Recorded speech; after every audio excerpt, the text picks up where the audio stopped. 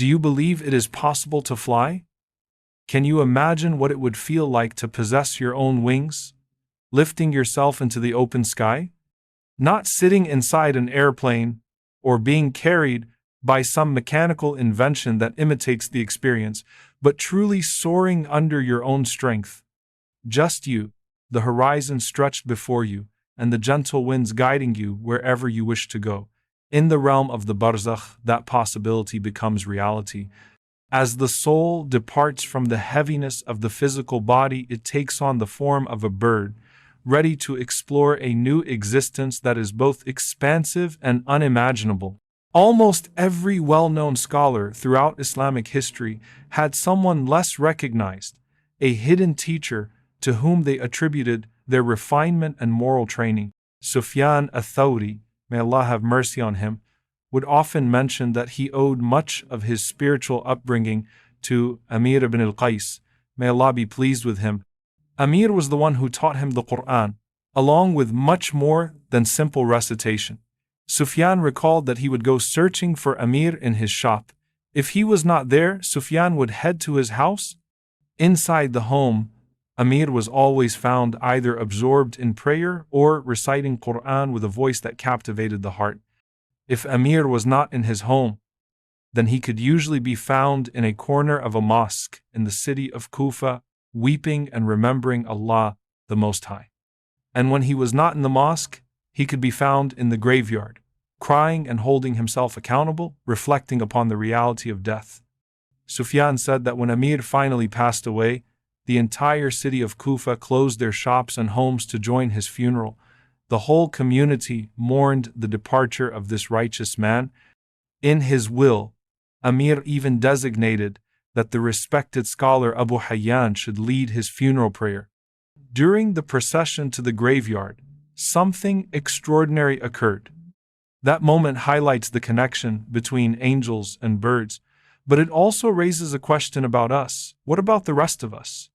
There is a profound relationship between birds and our faith. In this worldly life, the Prophet ﷺ frequently used birds as parables to draw lessons for the believers. He would point to them in the sky to teach the companions. Abu Dharr, may Allah be pleased with him, narrated that the Prophet ﷺ left them with so much guidance that there was not even a bird flapping its wings in the sky except that the Messenger of Allah ﷺ had given them knowledge about it. Abu Hurairah, may Allah be pleased with him, also reported that the Prophet ﷺ once said, "Groups of people whose hearts are like the hearts of birds will enter paradise." Imam an-Nawawi, may Allah have mercy on him, explained that this refers to their reliance upon Allah, their tawakkul, and also to the softness of their hearts. Birds are known for their gentle, tender hearts, and so are true believers. When describing trust in Allah, Umar ibn Khattab, may Allah be pleased with him, narrated that the Prophet ﷺ said, "If you were to place your trust in Allah with the reliance that is due to Him, He would provide for you as He provides for the birds. They leave their nests in the morning hungry and they return in the evening with their stomachs full."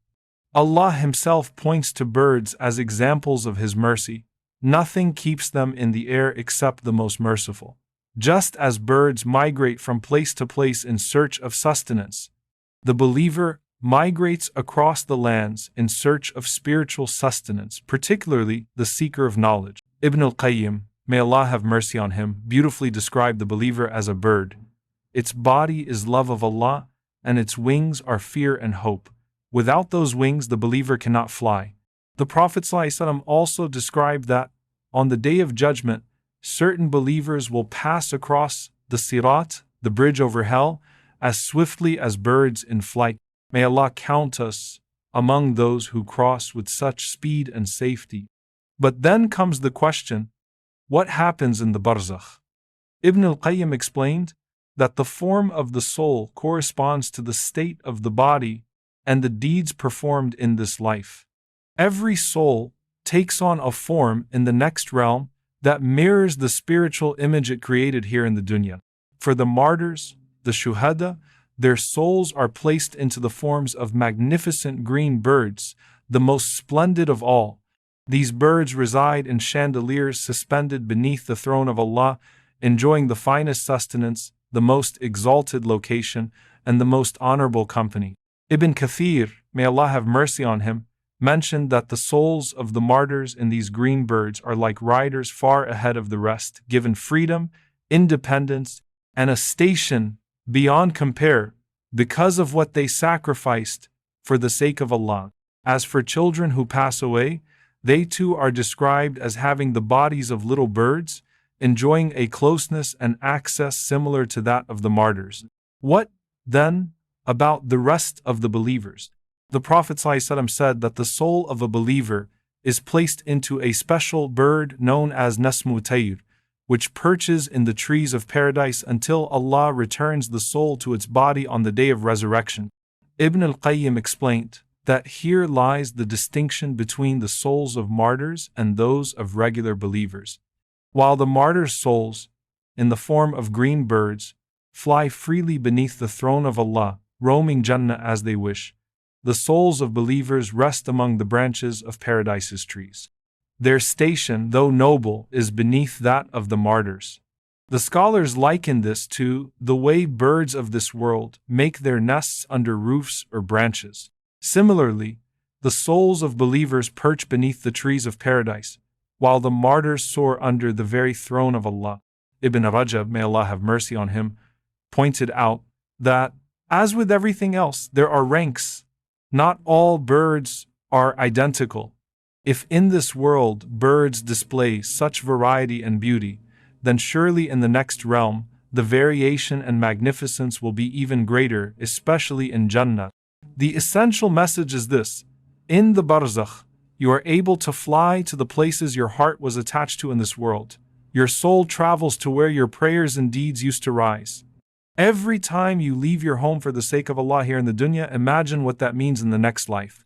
The Prophet ﷺ said, whoever goes out to visit a brother for the sake of Allah, Allah calls out, you have done well, your evening will be good, and your station in paradise is secured.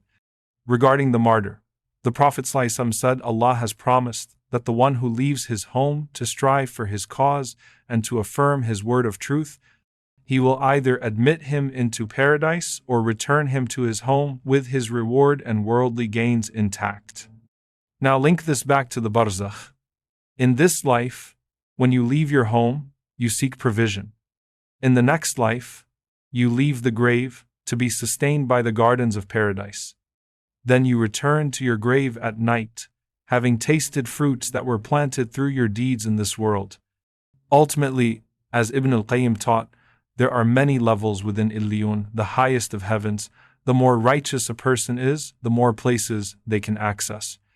The prophets, being the most exalted, can move instantly between the highest heavens and their graves. For the rest of humanity, the range of movement depends entirely on their level of righteousness. The condition of the disbeliever is the opposite. Their souls, when rejected from the heavens, are seized by birds, or swept away violently by the winds into desolate places. The Prophet ﷺ described how, when the disbeliever's soul reaches the lowest heaven, the gates are closed against them.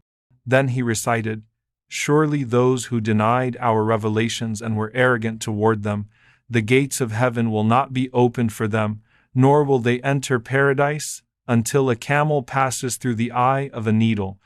This is how we recompense the wicked. Al-Azmu anu an adu mur. The record of such a soul is written in the lowest register, Sijjin. The gates of the heavens are shut, and that soul is cast back down violently into its body. Then the Prophet ﷺ recited, "Whoever associates partners with Allah is like one who has fallen from the sky, and the birds snatch him away, or the wind sweeps him off to a far and distant place." Reflect on how the physical reality of the disbeliever in the Barzakh resembles their spiritual state in this world. They are directionless, without wings, and carried away to dark, forsaken places.